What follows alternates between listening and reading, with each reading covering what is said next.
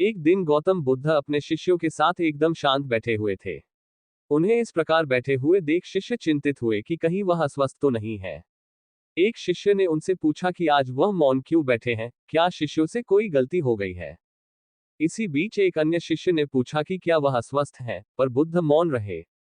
तभी कुछ दूर खड़ा व्यक्ति जोर से चिल्लाया, आज मुझे सभा में बैठने की अनुमति क्यों नहीं दी गई है। बुद्ध आंखें बंद करके ध्यान मग्न हो गए।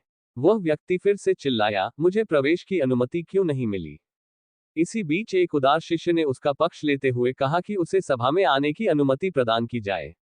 बुद्ध ने आंखें खोली और बोले, नहीं, वह अछूत है, उसे आज्ञा नहीं दी जा सकती। यह सुनकर शिष्यों को बड़ा आश्चर्य हुआ। बुद्ध उनके मन का भाव समझ गए और बोले, हाँ, वह अछूत है। इस पर कई शिष्य बोले, हमारे आश्रम में जात पात का कोई भेद ही नहीं, फिर वह अछूत कैसे हो गया।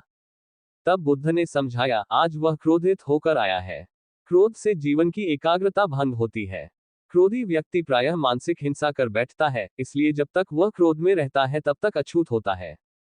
इसलिए उसे कुछ समय एकांत में खड़े रहना चाहिए। क्रोधित शिष्य भी बुद्ध की बातें सुन रहा था। पश्चाताप की अग्नि में तपकर वह समझ चुका था कि अहिंसा ही मनुष्य का महान कर्तव्य व परम धर्म है। वह बुद्ध के चरणों में गिर पड़ा और कभी क्रोध न करने का प्रण लिया। शिक्षा। आशय यह है कि क्रोध के कारण व्यक्ति अनर्थ कर बैठता है और पश्चाताप उसे बाद में होता है, जिसका कोई लाभ नहीं मिलता, इसलिए हमें क्रोध नहीं करना चाहिए। असल मायने में क्रोधित व्यक्ति अछूत हो जाता है और उसे अकेला छोड़ देना चाहिए। क्रोध करने से तन, मन और धन तीनों की हानि होती है। क्रोध से ज्यादा हानिकारक कोई और वस्तु नहीं है।